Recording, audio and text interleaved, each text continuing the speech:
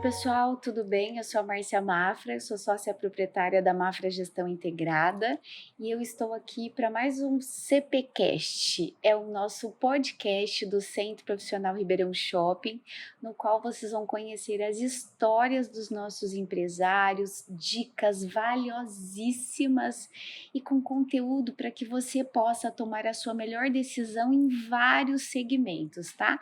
E hoje, com muita honra, quem está aqui comigo é a Andrea Bin, nossa nutricionista aqui, que ela vai contar um pouco da história dela, dicas que vocês vão amar. Vamos lá? Vamos.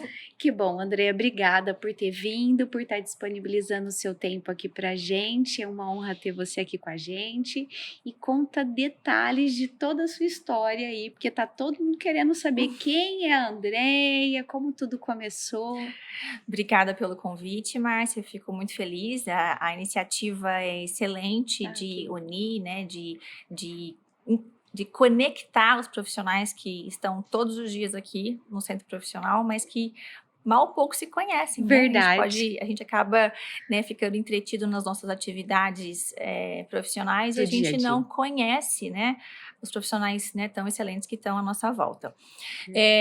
Então, o começo, a gente pode dizer que o meu começo, eu posso dizer que eu sou uma nutricionista que sofreu de obesidade, né? Então, eu perdi 40 quilos depois de descobrir que eu estava pré-diabética.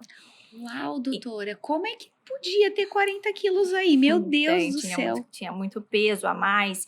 Eu sempre sofri com excesso de peso, né? A minha vida inteira. Na infância também? Na infância, depois eu tive uma fase do estirão, né? Eu sou alta, então eu cresci, e então fiquei com peso normal durante um curto espaço de tempo, e depois voltei a ter reganho de peso. Então, fazer dieta, eu tive praticamente aquela história que se repete em muitas mulheres, né? De pensar em controle de peso desde muito cedo.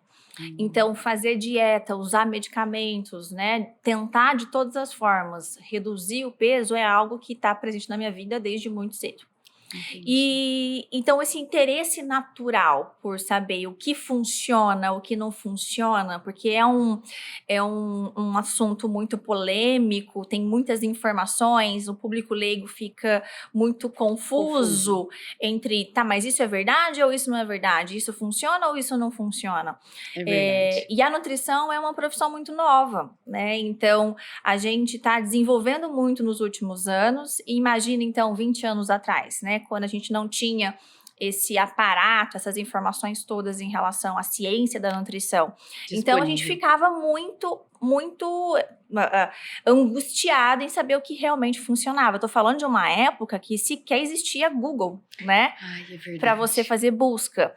E hoje a gente tem mais informações. Então eu vim daquele começo de várias tentativas de perda de peso. E então o interesse natural por escolher fazer nutrição, por ser nutricionista, foi algo muito latente desde sempre em mim. Bom, só que nesse intervalo de tempo, né, eu tentei fazer a faculdade aqui em Ribeirão Preto, porque na USP de Ribeirão Preto aqui a gente tem um curso chamado Nutrição e Metabolismo, que tem esse viés muito clínico, né? A nutrição, ela pode o nutricionista, ele pode atuar em diversas áreas, pode se trabalhar com saúde coletiva, né, trabalhar na saúde pública, trabalhar em indústrias, mas a parte clínica, a parte metabólica é algo que esse curso aqui da USP de Ribeirão faz com muita maestria. Então, eu tentei por muitos anos passar, né, nesse curso, e finalmente eu consegui, depois de alguns anos. E então foi um sonho, foi o primeiro sonho a se realizar, foi entrar aqui no curso de Nutrição e Metabolismo da USP de Ribeirão Preto. E eu acreditava que o que me faltava era informação, né? Então eu queria entender de fato o que estava acontecendo. Isso, né? O que para eu poder julgar, né, o que é verdade, o que não é verdade, ter acesso à fonte, buscar o conhecimento na fonte.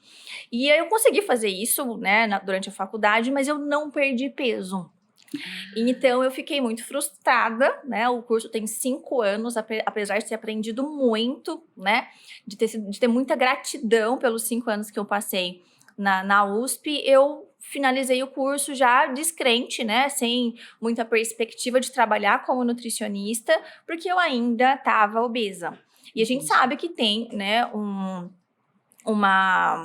um preconceito, um estigma muito grande do nutricionista que está acima do peso. Imagino. Então eu pensei, não, eu não vou trabalhar como nutricionista, eu vou seguir outra área. E Você pensou até em desistir, eu mesmo desisti. você desistiu. Eu desisti. Eu fiquei Caramba. 4 anos depois de formada sem atuar como nutricionista.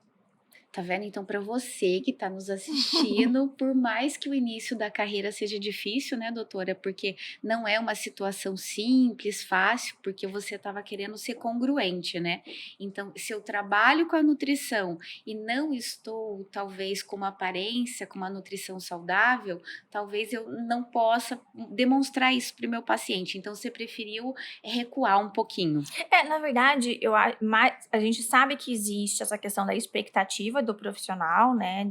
Se o profissional, esse pensamento superficial, mas que acontece, se ele não consegue cuidar do problema dele, né? Entendi. É uma visão muito superficial, E né? difícil, Em né? relação. Mas eu não me sentia Preparada. confortável para trabalhar como nutricionista clínica, que é o que eu sempre quis fazer, né? Entendi. E, enfim, só que decidi, então, não vou atuar, peguei meu diploma da USP, coloquei na gaveta e falei, vou estudar para concursos públicos na área do direito. E eu fui estudar. Meu pai tinha aposentado hoje, mas tinha um cargo, né, como funcionário público federal. E eu era um cargo que logo ia abrir inscrições nos próximos anos e tinha um excelente salário e poderia qualquer pessoa com formação universitária prestar. Eu falei, pois é isso que eu vou fazer. E fiquei estudando. Só que alguns meses depois da formatura, tô falando coisa lá para março de 2012, né? Eu me formei, fiz a formatura, né, da USP em janeiro. Quando foi em março, eu descobri por alguns exames que eu estava pré-diabética, né? E nesse momento foi um ponto de dor, né? Foi um ponto. Imagino. Porque você tá com o diploma de nutricionista numa mão. E se eu fosse leiga, eu poderia pensar assim: nossa, é genético, né? Algo genético. Não, não era genético, era o meu estilo de vida, porque eu era sedentário, não gostava de atividade física, não fazia, não praticava, tinha uma alimentação inadequada, tava com excesso de peso. Então ali. A clareza de que era o estilo de vida, era que eu que dei causa àquela alteração de saúde, foi um ponto muito marcante para mim, foi um ponto de mudança, apesar de não estar atuando mais como nutricionista. E por que doeu tanto? Porque a minha mãe, ao mesmo momento, enfrentava uma doença neurodegenerativa, que é a esclerose múltipla. Meu Deus! Então, eu cuidava dela paralelamente que eu estava estudando para concurso público. Então, naquele momento, ela já estava sofrendo os efeitos da doença neurodegenerativa, que é perda de movimento. Então, já usava cadeira de rodas, né? Precisava usar fraldas, porque não tinha controle urinário. Então, tinha demandas, né? E era uma mulher nova. Minha mãe, ela faleceu, se eu não estiver me confundindo com os números, com 54 anos. Super nova, né? doutora. E nessa época, ela tinha talvez uns 40 e poucos anos, né? Se pensar que eu tenho 36, daqui 4 anos eu tenho 40, Meu né? Deus, e eu já tenho 42. Então, o fato de vê-la, né, adoecer numa fase tão precoce da vida, É verdade. me trouxe muito medo. Me trouxe muito medo porque o diabetes, Márcia, o pré-diabetes, o excesso de peso, ele é a porta de entrada para inúmeras doenças. Então, se a gente pensa, por exemplo, em doenças demenciais no final da vida, já que a gente vive muito mais tempo, né? Hoje um paciente começa a desenvolver pré-diabetes ou diabetes muito mais cedo do que antes. Pela forma de estilo de vida que a gente leva, né? Deus. Então, o excesso de peso, o pré-diabetes, ele é um ponto de alerta muito importante e eu sabia disso naquele momento. Você já tinha consciência, mas não praticava. Plena consciência. Só que eu costumo comentar isso com os meus pacientes. Cada um tem um ponto um ponto de dor, aquilo que te machuca, que é desconfortável, que é algo muito difícil de tolerar, mas que te causa uma transformação muito grande. Às vezes é pela dor, às vezes é pela estética, né? Tem inúmeras possibilidades, já que a gente, por sermos tão complexos como seres humanos, né? Cada um tem um ponto de um ponto de Ativação sensibilidade. da mudança, isso, né? ativação. Vamos ativar. Então, pode ser por estética. Então, por exemplo, às vezes o paciente chega pra mim e fala assim, Andréia, eu tô aqui porque eu quero... A estética é importante pra mim. Eu quero me sentir melhor, porque se eu estou me sentindo mais... Autoestima, né? Se eu estou me sentindo melhor, eu consigo fazer mais coisas, eu me sinto bem, eu volto a ser eu, e aí eu consigo... Isso se reflete em inúmeras áreas da minha vida. Não, André, eu tô aqui porque eu não ligo pra questão de beleza, eu não ligo, eu sou uma pessoa vaidosa, mas me preocupa, assim como foi o meu caso, né?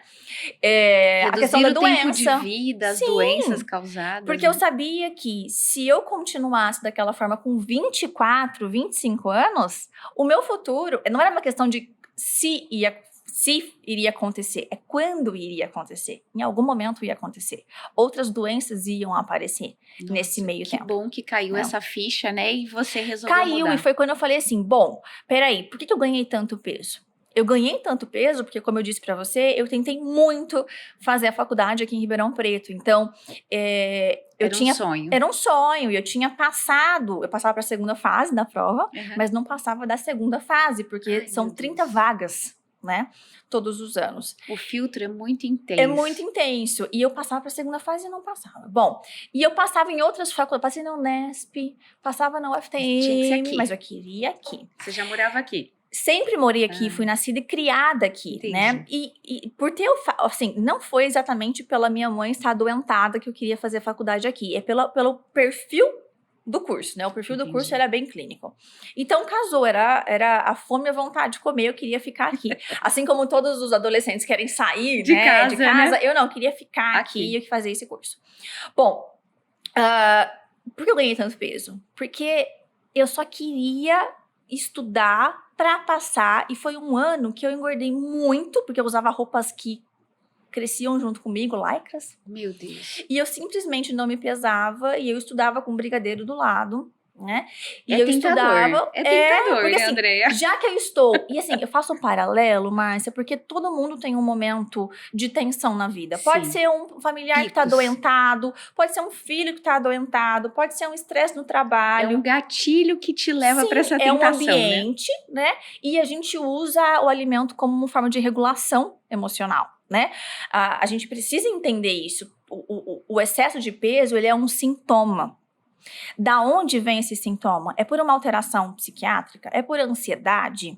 É por alterações metabólicas? É por simplesmente Tem por vários inadequação? cenários, né? Sim. Então, é um sintoma, eu preciso identificar isso. E aí, naquele momento que eu estava começando a estudar para concursos públicos, eu pensei, se eu ganhei tanto peso estudando para passar na USP, se eu ficar estudando aqui e ganhando muito peso, eu vou sair daqui do meu quarto com obesidade mórbida. Entendi. Que então bom foi que você nesse teve momento, essa consciência, né? Sim. Então foi nesse momento que eu comecei, então, falei, bom, então eu vou mudar o estilo de vida. E a primeira coisa que eu sabia que eu tinha que fazer era atividade física. E naquela época eu pensei, meu Deus, como é que eu vou? Ninguém gosta. Como é que eu crio prazer nisso, né? Assim, e eu acho que esse é um lance interessante, né? Não criar, eu já não pensava, como é que eu vou gostar? Eu já abri mão do tal do gostar. Entendi. Eu tenho que ir porque eu tenho que ir. Fazer o que precisa ser feito, independente se gosta ou não. Sim. Entendi. Se você inicia atividade física e você já gosta, tem um estilo de vida, já tem um lance com... Você tem prazer naquilo, é mais fácil. Mas você não pode esperar isso aparecer para você fazer.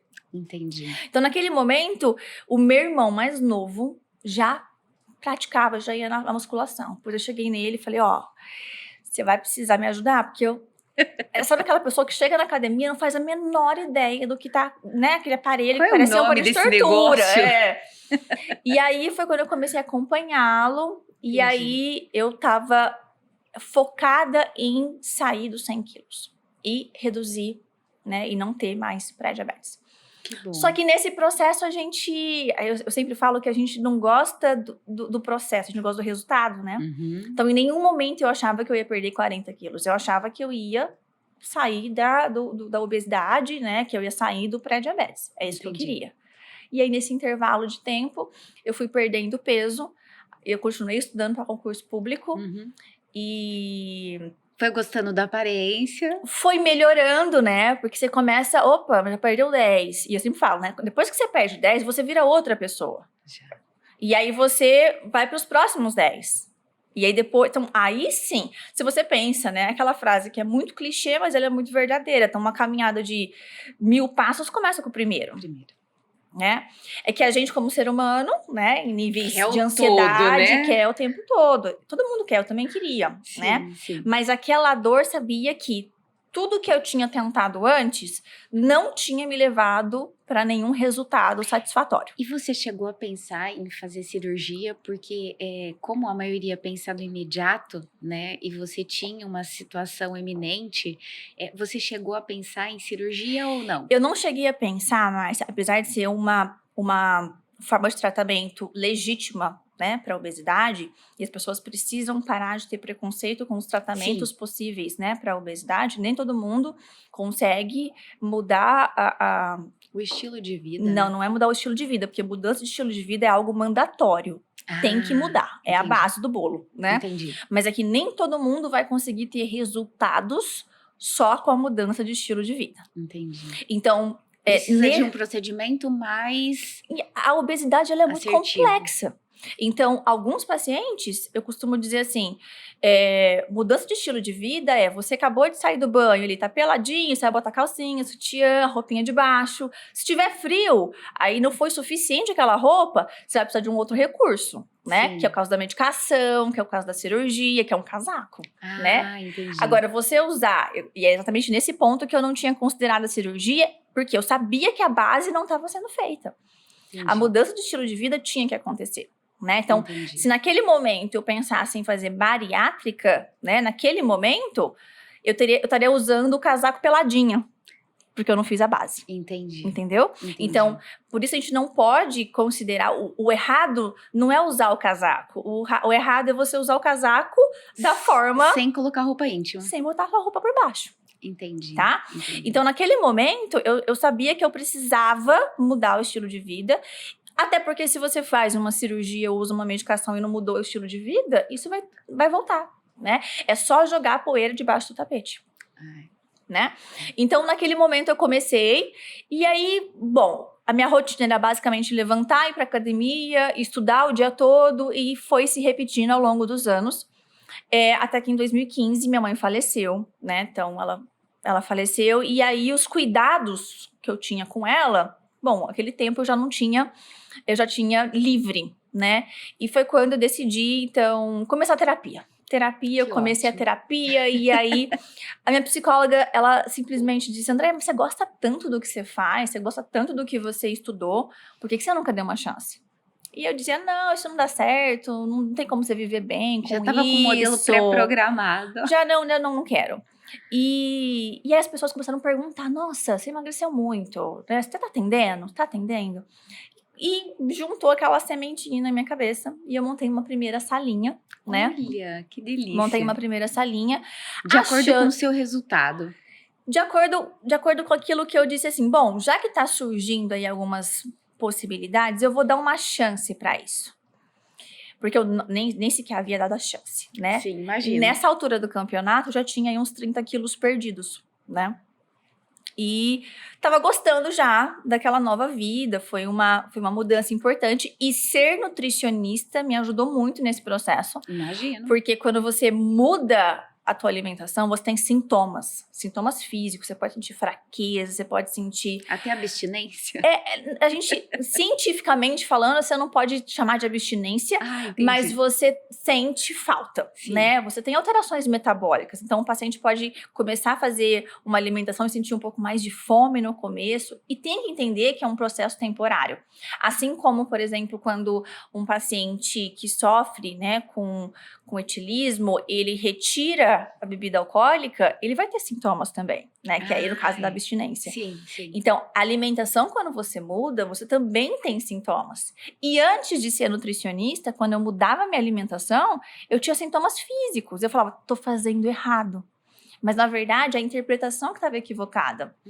Não era que eu estava fazendo errado, é que tá dando certo, mas eu preciso passar por essa fase até o novo estado metabólico se instalar no meu corpo, né? Olha que interessante, você está falando de nutrição, né? Mas olha como o nosso organismo, né? O nosso dia a dia é muito vivo e a gente tem que prestar atenção. No meu caso, em relação à empresa, quando a pessoa se torna um empresário, normalmente é muito fácil falar, eu sou empresário, né? É chique, é bonito, É chique, né? glamouroso. Tem um CNPJ, mas abaixo de um CNPJ tem um CPF. E é muito difícil. A minha mudança radical como empresária, Andreia, aconteceu quando a minha filha nasceu. E justamente por quê? Porque eu tinha muita demanda na empresa, eu tinha demanda com os funcionários, eu tinha demanda com a Lívia e eu ainda tinha demanda com o marido, a Sim, toda a sua família, vida. né? Uhum. E nesse processo de evolução, como você está falando, que precisa ter a base, precisa se fortalecer, precisa ter a técnica, no mundo empresarial funciona da mesma forma como a nutrição. Sim. Olha só que Sim. interessante. Porque quando eu estava sozinha na empresa, eu tinha uma necessidade. E aí eu tive que entender tecnicamente como melhorar essa necessidade, como eu empresa. Depois, quando eu tive a possibilidade de trazer meu marido como sócio, eu tinha mais funcionários para trabalhar, para instruir, eu tive que aprender tecnicamente quais são as estratégias melhores para estar fazendo essa condução nesse estágio, né? Então, eu fiz o básico, como você Sim. comentou, Sim. e aí, quando a gente foi para a próxima fase da empresa, que a empresa já cresceu e tem mais pessoas trabalhando, e aí tem mais visibilidade, eu estou em outra fase, que é similar ao que você Fase de falou sobre essas crescimento. camadas, né? Sim. E todas elas geram dor, todas elas precisam de conhecimento técnico, precisa de uma maturidade para condução, para que você entre no equilíbrio técnico, né, metabólico, né, Sim. inclusive de gestão mesmo, né, como que eu posso me aprimorar a cada fase. Sim. E independente se é com a nutrição ou no meio empresarial, Sim. a gente precisa entender que a dor ela tem que ser própria, que você estava comentando, muito interessante, porque você se aprimorou tecnicamente na melhor universidade da sua área, porém relutou um pouquinho em ir um pouquinho mais além, mas uma vez que você acessou a sua dor, você percebeu que era possível, você trabalhou um pouco mais a sua mente com terapia, com conhecimentos, mentoria, para depois ir para a próxima fase, para chegar onde você está hoje, né? E, na verdade, eu acho que tem um lance interessante que a gente acha que, como empresa, toda empresa nasce tendo garantia de sucesso, sabendo que vai ser um sucesso. De jeito nenhum, né? Eu lembro que quando eu montei a minha salinha a primeira vez, eu tinha a plena convicção, Márcia, que eu tava rasgando dinheiro, que eu ia fechar. Gente, tá bom, eu vou tentar, porque pra tirar isso da minha cabeça. Era isso que eu pensava, né? Porque até então você não tinha essa. Hoje todo mundo tem esse nutricionista, a gente fala sobre isso, e é onde eu falo que a minha sorte, né, foi caminhar, essa minha caminhada acompanhou a caminhada da conscientização em relação ao alimento, né, e consequentemente a profissão do nutricionista. Então, até quando você pensava, por exemplo, quero emagrecer, você pensava, vou no endocrinologista. Sim. Ele é um profissional que está vinculado ao tratamento, obviamente, mas eu preciso do nutricionista. E antes, até a gente pegava dieta com o endocrinologista, né? Hoje, isso é muito raro de acontecer. Hoje, o público tem essa consciência de que eu preciso melhorar minha alimentação, então eu preciso procurar um nutricionista. O endócrino, né, vem junto da equipe multidisciplinar. Enfim, a gente tem essa equipe para tratar aí o sobrepeso e a obesidade. E quando eu comecei, eu tinha muita angústia de pensar, meu Deus, isso não vai dar certo. E até que eu vi uma frase que dizia assim, não espere ser boa para começar, comece para ser boa. E isso foi como se fosse um mantra para mim, Márcia. Olha, que legal. Que aí eu pensava, sempre que eu me via em segurança, eu pensava, poxa, eu preciso... Praticar. Porque eu já não senti... Lembra, eu fiquei um tempão estudando direito, abri um consultório e aí, né, prescrever dieta, voltar, ainda que seja a minha formação, eu tava totalmente destreinada. Sim. Até quando aparece paciente daquela época, agora pra mim, fala, nossa, que bom que você voltou, era tão ruim, que bom que você voltou.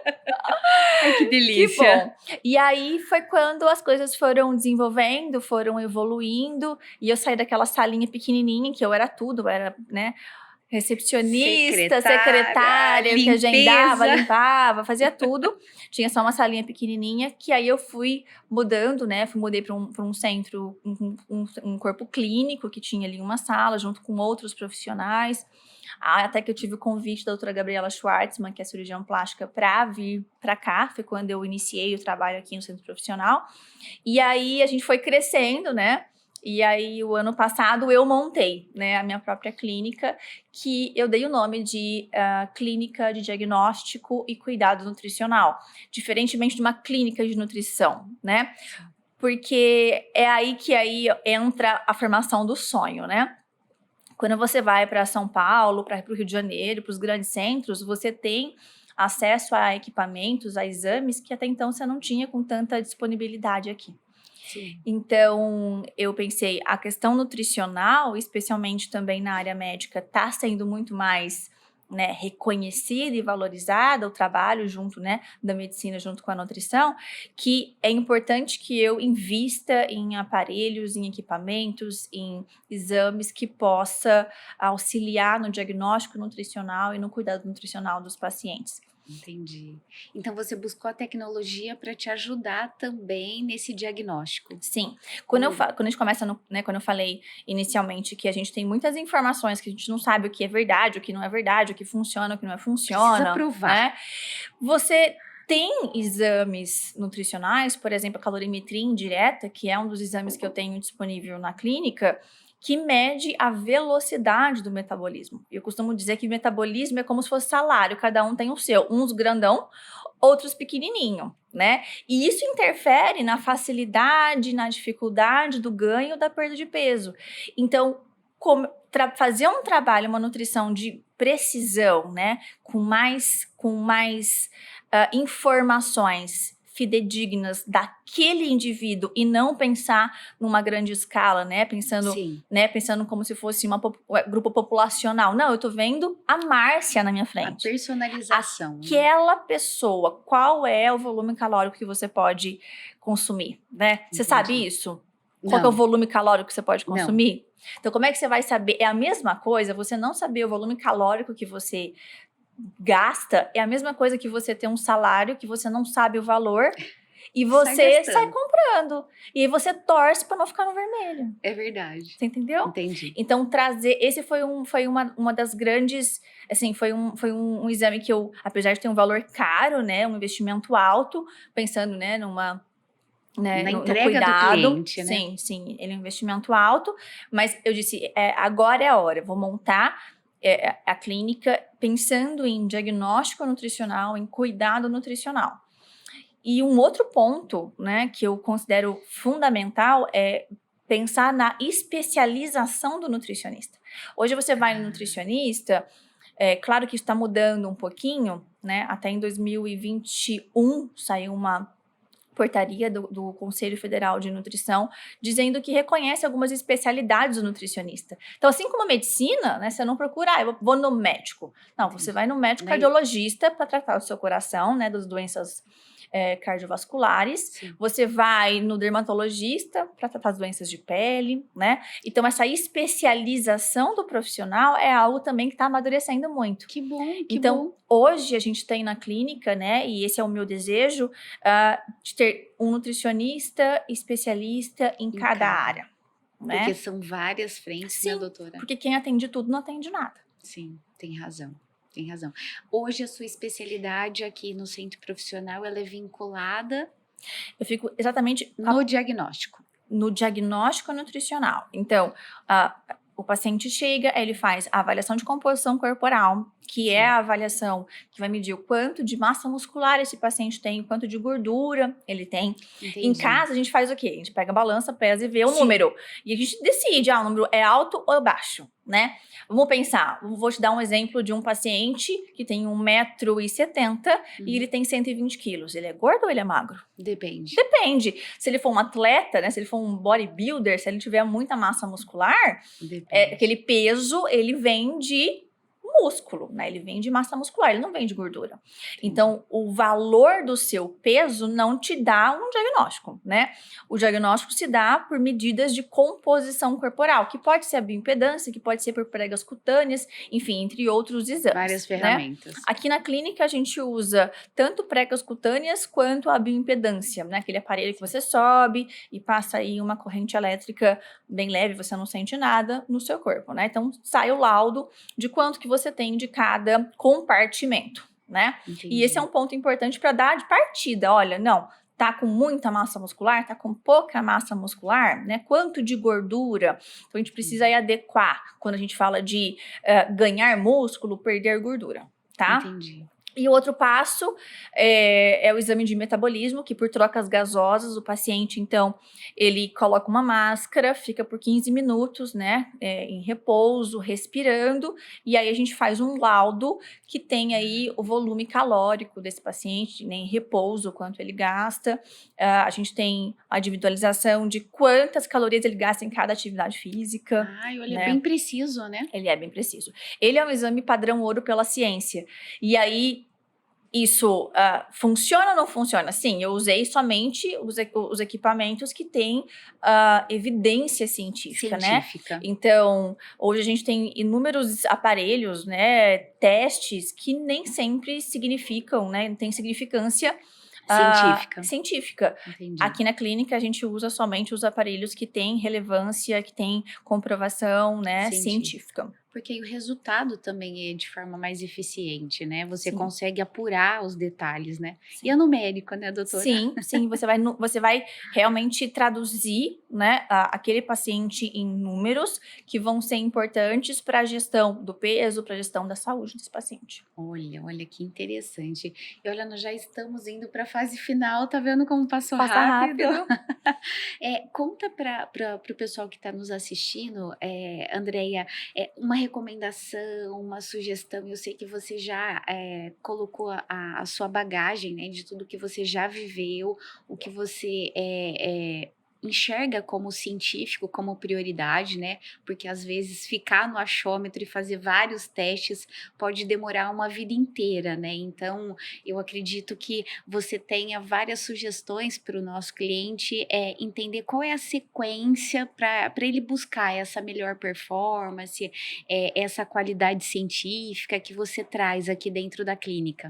Márcia, eu acho que talvez o mais correto em dizer, né, seria que hoje a gente não pode aceitar o excesso de peso. Hoje a gente tem ferramentas. Por que não usá-las, né? Hoje a gente tem ferramentas para o diagnóstico, hoje a gente tem ferramentas para o tratamento, né? Antes a gente tinha, naquela minha época, né, inicial, 20 anos atrás, a gente pensava em medicações para perda de peso que eram anfetaminas, que você tomava, mas tinha muitos efeitos colaterais. Hoje a gente está indo para a guerra da obesidade com muito mais ferramentas. E hoje a gente tem uma consciência em termos científicos de que o excesso de peso não é bonito, ele traz consequências. Sim. Quando eu falo não é bonito, eu não tô querendo dizer a questão estética, né? Que um gordinho não pode ser bonito, não, né? Pelo contrário, uma coisa é o senso estético, uma coisa é a autoestima e outra coisa são critérios de saúde, tá? Né? Excesso de peso não significa que a pessoa vai ser infeliz. Ela pode estar magra e infeliz, ela pode estar com excesso de peso e estar infeliz. Então, as pessoas têm que dissociar isso. Sim. Vamos pensar o que é parâmetro de saúde. Excesso de peso é prejudicial e ponto. E hoje a gente precisa, né, entender que tem tratamentos, a gente está indo para a guerra com muito mais ferramentas, com muito mais armas e tem muito mais esperança e perspectiva de um tratamento eficiente para a obesidade. Olha, incrível. É porque todo mundo sabe que um dia vai morrer, né? E aí por que não pensar no final dessa trajetória com mais eficiência, com mais saúde, com mais leveza, com mais qualidade, né? Eu penso que a certeza que a gente vai morrer, ela... É bem rude, A gente precisa pensar, eu acho que não é nem esse ponto, a gente tem que pensar que a gente vai viver. Sim. E é a forma como a gente vai viver. A gente tá vivendo Uma escolha, mais. Né? A gente tá vivendo mais. Se antes a média de vida era 50 anos, 70 anos, hoje a média tá na casa dos 80, beirando os 90. Como é que você vai chegar lá? Então, a morte é uma certeza? Sim. Mas a vida, a expectativa de vida mais longa também é uma alta probabilidade. E como é que a gente vai chegar lá? Tem razão. É esse ponto. Hoje, o meu marido, ele tem um avô de 103 anos. Ah lá, os centenários. Imagina. E hoje ele fala muito, ele fala assim, nossa, eu sou extremamente lúcido, não tomo um remédio, sou muito saudável, mas a minha carcaça tá parando. O centenário, o avô dele. E ele fala com muita naturalidade. A gente chegou de uma viagem da Europa para o Brasil, ele questionou o que a gente viu, como que foi a viagem. Assim, uma pessoa extremamente lúcida, né? Só que, infelizmente, ele não preparou o corpo para receber tanta lucidez. E ele fica bravo às vezes, ele fica revoltado, ele fala, meu Deus, eu não aguento mais ficar nessa cama, deitado aqui, eu poderia estar fazendo N coisas. Mas ele tem 100 anos, né, Márcia? Agora, eu acho que o corpo dele, ainda que ele não tenha chegado numa boa forma, eu não sei o que esperar de uma boa forma com 100 anos, então. Mas a certeza de chegar com menor probabilidade de doenças metabólicas, doenças demenciais, né, do sistema nervoso central. Então, hoje é uma verdade em termos científicos que o excesso de açúcar por longos períodos está associado com declínio cognitivo. Então, pensa, né, ainda que a carcaça dele não esteja nas melhores, né, nos melhores dias, ele tem lucidez. Tem muita lucidez. E talvez eu acho que esse seja o nosso maior objetivo, garantir que o nosso aparelho de pensar, né, que o nosso cérebro esteja preservado nesse envelhecimento. E isso passa por uma alimentação saudável. Isso passa por controle de quanta gordura você tem no seu corpo. Sim. Isso passa se você tem diabetes ou não, o volume, o número, né, a circunferência abdominal, o número da glicemia que você faz no exame, a pressão arterial, né? Então são parâmetros que hoje a gente pode tomar conhecimento e tomar ações diárias. Exatamente. Né? Olha, foi um prazer aqui, ó, trocar experiência. Meu, que legal você falando um pouco da sua história, sobre o que você pode proporcionar para os nossos clientes aqui, tanto do centro profissional quanto das pessoas que estão nos assistindo. Foi um prazer tê-la aqui com a gente. Prazer foi meu, Márcia. Obrigada. De nada. Pessoal, então olha só, a gente está indo para a fase final aqui do podcast com a Andréia. Foi maravilhoso falar sobre a questão de saúde, dessa conscientização, né, sobre a fase toda da vida. Então, comente, compartilhe. Foi um prazer ter vocês aqui com a gente. Um beijo.